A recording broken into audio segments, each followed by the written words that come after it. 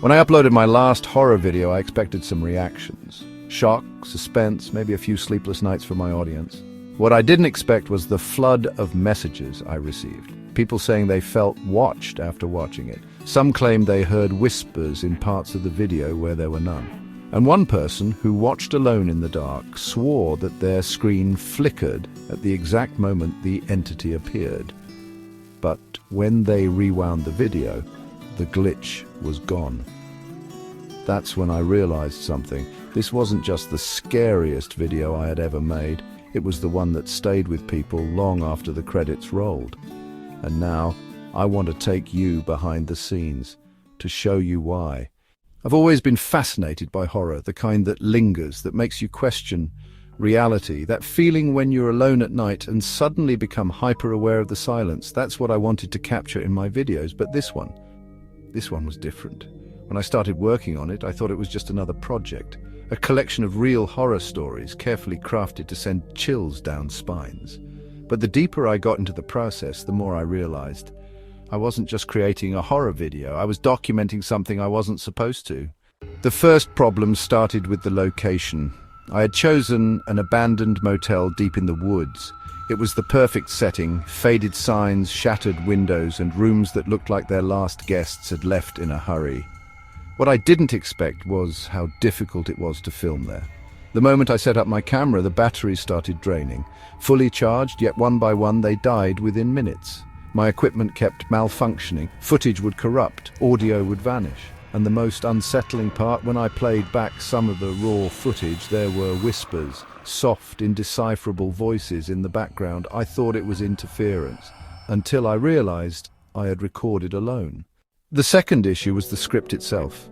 I had written the stories weeks before, all inspired by real-life encounters, but something weird happened. Every time I tried to read them out loud, I felt like I was choking. My throat would tighten, my vision would blur. It got so bad that I had to stop recording more than once. I brushed it off as nerves, but deep down I wondered, was I telling a story that wasn't meant to be told? Despite the setbacks, I pushed forward.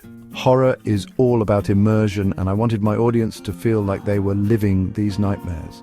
So I focused on details, the breathing sound behind a locked door, the static that hides something just out of sight, the reflection in the mirror that lingers a second too long. One story in particular gave me chills while writing. It was about a woman who received voicemails from herself, except she never made the calls. The messages were always distorted, whispering warnings, until one day she finally answered. The only thing she heard was her own voice, sobbing. As I recorded the narration for this segment, my phone buzzed, a voicemail notification. I checked. No missed calls, no number, just a single voicemail file. The audio, static. I tried to rationalize it, a glitch, a coincidence. But something about the timing, about the way it happened while recording that specific story, left me uneasy. Then came the final scene, the part of the video that even now I don't like to rewatch. It was the moment when the entity, the thing watching from the shadows, fully reveals itself. To make it feel real, I layered different sounds beneath the dialogue, low whispers, a faint heartbeat, a distortion that you don't notice unless you listen closely. When I finished editing, I played it back, but something was wrong. There was an extra voice, not mine, not part of the layered sounds. A faint whisper, almost too low to hear, but when I slowed the audio down, it said my name. I stared at my screen, heart pounding. I replayed the raw files, double-checked the layers. That whisper wasn't there before. It had added itself. I debated removing it, pretending it never happened. But in the end, I left it in the final cut. Maybe no one else would notice. Maybe it was just another glitch. But now, after the messages, after the strange things viewers have reported, I wonder, did I capture something real?